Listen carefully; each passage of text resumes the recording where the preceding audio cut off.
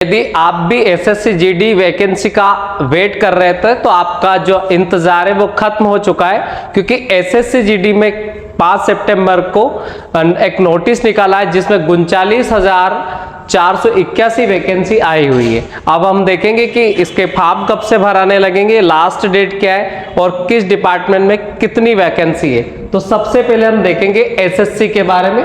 तो एसएससी का मतलब होता है स्टाफ सिलेक्शन कमीशन, जिसने वैकेंसी निकाली है असम राइफल्स के लिए, बीएसएफ के लिए, सीआईएसएफ के लिए, सीआरपीएफ के लिए, जितने भी हमारे अर्धसैनिक बल होते हैं उनके लिए। तो सबसे पहले हम इंपॉर्टेंट डेट्स देख लेते हैं। इंपॉर्टेंट डेट्स की अगर हम बात करें तो सबसे पहले इंपॉर्टेंट डेट्स में हम देखेंगे कि इसकी जो ओपनिंग डेट है तो 5/9 को नोटिस आया है, तो 5/9 से फॉर्म इसके स्टार्ट होंगे और जो इसकी लास्ट डेट होगी वो 14 अक्टूबर को इसकी लास्ट डेट है। तो फॉर्म भराना शुरू होंगे 5 सितंबर से और उसके बाद में इसकी जो लास्ट डेट है तो लास्ट डेट यहां पर है 14 अक्टूबर।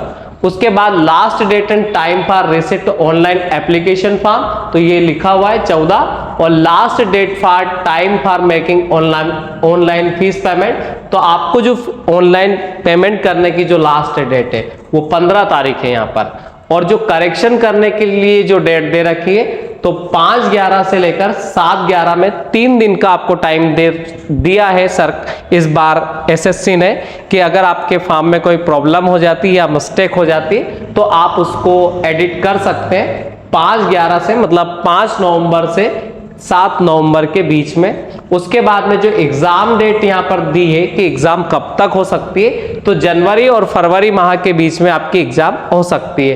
तो ये रही एसएससी की जो भी इंपॉर्टेंट डेट्स है उनके बारे में। अब हम देखेंगे कि किस डिपार्टमेंट में कौन कौन सी वैकेंसी और टोटल वैकेंसी कितनी है। तो सबसे पहले अगर हम बात करते हैं वैकेंसीज की है तो ये वैकेंसी है मेल के लिए। तो मेल के लिए जो वैकेंसी आई है 35,612 वैकेंसी है, और फीमेल के लिए जो वैकेंसी है वो 3869 वैकेंसी है। तो मेल के लिए 35,612 वैकेंसी, फीमेल के लिए 3869 वैकेंसी। अब हम देखेंगे कि मेल में सबसे ज्यादा किस डिपार्टमेंट ने वैकेंसी निकाली। तो सबसे पहले नंबर पर आता है यहाँ पर बीएसएफ में 13,306 वैकेंसी निकली हुई है और मेल कैंडिडेट के लिए। वहीं फीमेल कैंडिडेट की बात अगर हम करें तो फीमेल कैंडिडेट की अगर हम टोटल वैकेंसीज की बात करते हैं तो 2348 वैकेंसी फीमेल कैंडिडेट की बीएसएफ में निकली है। वहीं हम सीआईएसएफ की बात करें तो 6,430 वैकेंसी यहाँ पर मेल कैंडिडेट के लिए और फीमेल कैंडिडेट के लिए 715 वैकेंसी है। सीआईएसएफ के बाद में सीआरपीएफ में 11,299 वैकेंसी मेल कैंडिडेट के लिए, फीमेल कैंडिडेट के लिए 242 वैकेंसी है। एसएसबी में मतलब अगर हम बात करते हैं तो 819 मेल कैंडिडेट के लिए वैकेंसी निकली है और फीमेल कैंडिडेट के लिए यहाँ पर 0 वैकेंसी है, मतलब एसएसबी में कोई वैकेंसी फीमेल कैंडिडेट के लिए ये नहीं है। आईटीबीपी में 2564 वैकेंसी मेल के लिए और 453 फीमेल के लिए। उसके बाद असम राइफल्स में 1148 है और इनके फीमेल के लिए मात्र 100 है। एसएसएफ की अगर हम बात करते हैं तो 35 वैकेंसी मेल कैंडिडेट के लिए, फीमेल के लिए बिल्कुल नहीं है।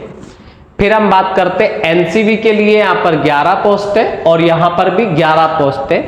और इस प्रकार हम टोटल वैकेंसी अगर मेल कैंडिडेट के लिए देखते हैं तो 35,612 वैकेंसी यहाँ पर है और फीमेल कैंडिडेट के लिए 3869 वैकेंसी यहाँ पर है। और टोटल वैकेंसी अगर हम मिला लें तो 39,481 वैकेंसी टोटल निकली है, जो कि एक अच्छी वैकेंसी मानी जा सकती है एसएससी जीडी में। अब हम देखते हैं इसकी बाकी की इंफॉर्मेशन के बारे में। सबसे पहले अगर हम बात करते हैं नेशनलिटी, तो नेशनलिटी की हम बात करें तो नेशनलिटी वाली तो कोई इसमें आपको कोई प्रॉब्लम होने वाली नहीं।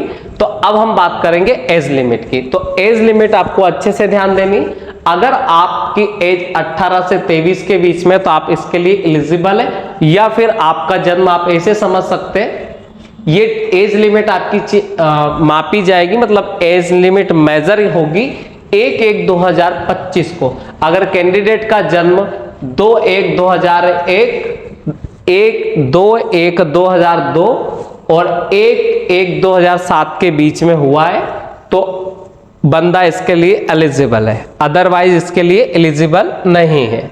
तो 18 से 23 साल इसकी एज लिमिट है, और बाकी जो एज रिलेक्शन होता है अदर कास्ट को, वो कैटेगरी वाइज वो अलग होगा। तो आपको याद रखना 18 से 23 एज लिमिट है, या फिर आपका जन्म आप ऐसे भी याद रख सकते हैं कि 1/1/2007 के पहले और 2/1/2002 के बाद में अगर आप पैदा हुए तो आप इसके लिए एलिजिबल है, और जो एज रिलेक्शन है वो अलग होगा। अगर हम बात करते एज रिलेक्शन की, तो ST SC को यहाँ पर 5 साल की छूट है। ST SC को यहाँ पर 5 साल की होगी, मतलब ST SC वाला जो कैंडिडेट है वो 23 में 5 जोड़ दे तो 28 साल तक वो फॉर्म भर सकता है। OBC की एज लिमिट की बात करें तो 3 साल है, और एक्स सर्विसमैन में भी यहाँ पर दे रखा है 3 year after deduction of the military service rendered from the actual age on the date of recognize. 3 साल की उसके बाद की छूट है। अगर हम बात करते हैं कि अगर कोई बच्चा जो 1984 के रियोट्स में या फिर गुजरात के 2002 वाले रियोट्स में विक्टिम है, तो उसको यहाँ पर 5 साल की छूट है। तो ये रहा आपका एज लिमिट। अब एज लिमिट के बाद में अगर हम बात करते हैं कि children and dependent on the victim of kill in the 1984, तो यहाँ पर 8 ईयर की है, OBC वालों को है, और ST SC वालों को यहाँ पर 10 ईयर की। और ये जो था एज लिमिट, ये जनरल कैटेगरी वालों के लिए था। OBC वाले अगर इसमें आते तो यहाँ पर 8 साल, और ST SC को यहाँ पर 10 साल की छूट थी। और यहाँ पर ये भी दे रखा है कि जो डेट ऑफ बर्थ होना चाहिए वो आपका 10th की मार्कशीट के हिसाब से होना चाहिए। अब अगर हम देखते हैं एजुकेशनल क्वालिफिकेशन क्या है, तो एजुकेशनल क्वालिफिकेशन में स्पष्ट लिखा है the candidate must have pass matriculation 10th class यहाँ पर मांगा गया, और 1/1/2025 के पहले पास मांगा गया है। ये आपको याद रखना, 1/1/2025 के पहले आपके पास 10th पास की मार्कशीट होना चाहिए। उसके बाद में अगर हम बात करते एनसीसी, अगर किसी के पास एनसीसी के जो सर्टिफिकेट्स होते हैं, तो सी सर्टिफिकेट वालों को यहाँ पर 5% मार्क्स, और बी सर्टिफिकेट वालों को 3%, और ए सर्टिफिकेट के लिए यहाँ पर 2% मार्क्स मिलेंगे। तो यहाँ पर याद रखना कि 2% ए के लिए, 3 बी के लिए। अगर आपके पास सी सर्टिफिकेट है तो आपको यहाँ पर 5% मार्क्स का बेनिफिट होने वाला है। ये एनसीसी कैंडिडेट के लिए है। अब अगर हम देखते हैं कि एप्लीकेशन फीस क्या रहने वाली है, तो एप्लीकेशन फीस पहले जैसे ही है, कोई बड़ा बदलाव इसमें ही नहीं है। तो 100 रुपए यहाँ पर फीस रहेगी, एप्लीकेशन फीस। और वुमेन कैंडिडेट और ST SC और एक्स सर्विसमैन को यहाँ पर फीस पेमेंट नहीं करनी है। OBC और जनरल के मेल के लिए ये फीस है, OBC मेन और जनरल मेन दोनों के लिए फीस 100 रुपए, बाकी सबको यहाँ पर फीस नहीं लगेगी।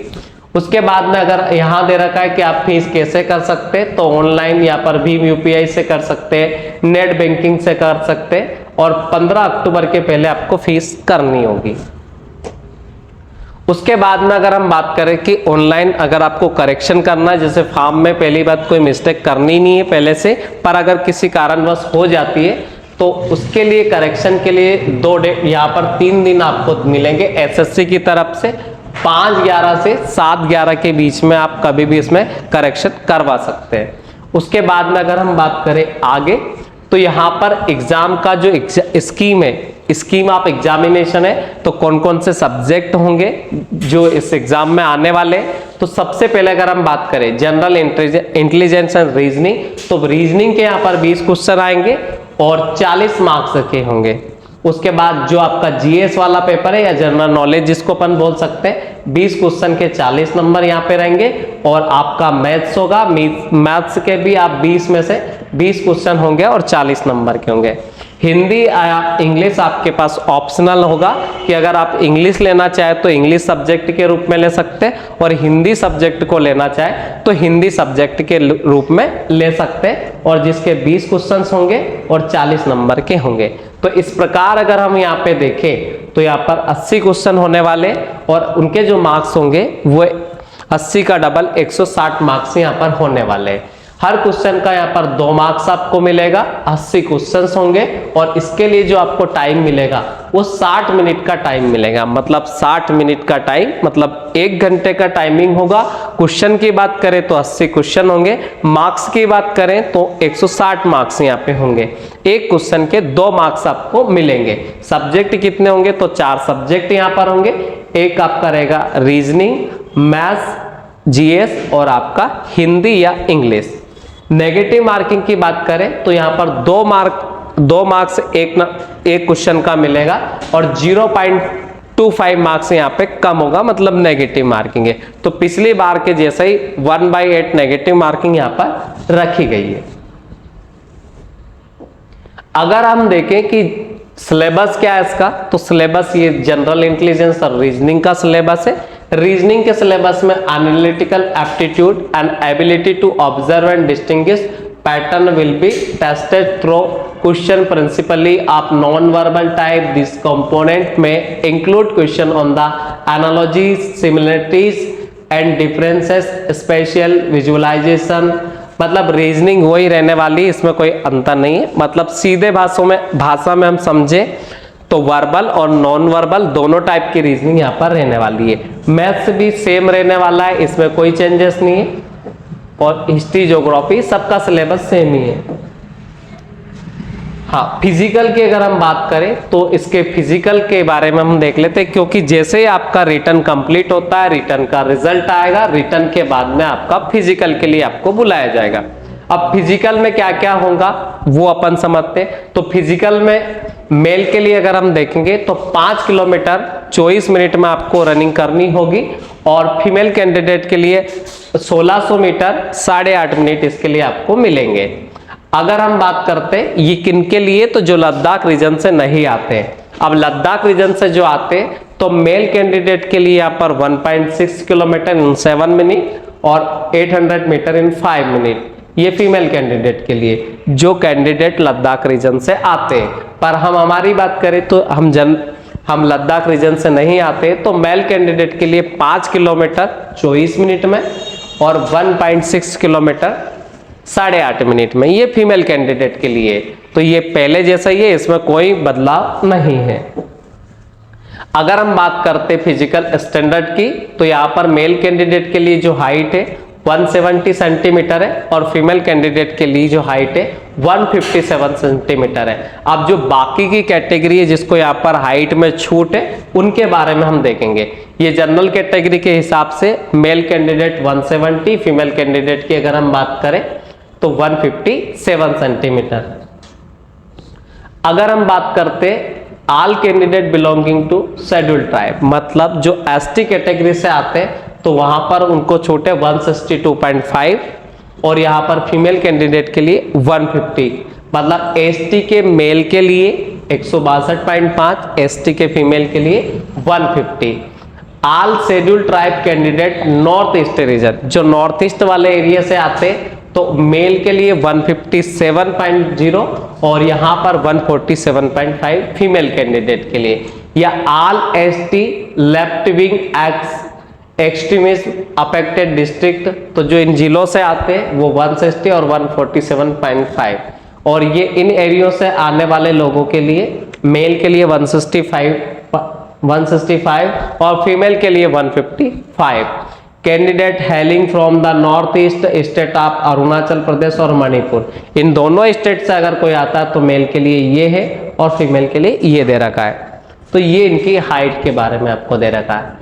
अब male candidate should have the following standard chest, तो जो चेस्ट का फुलाव वगैरह के बारे में जानकारी है तो बिना फुलाए यहाँ पर आपको मेल कैंडिडेट के लिए 80 सेंटीमीटर है और फुलाने पर यहाँ पर आपका 5 सेंटीमीटर है।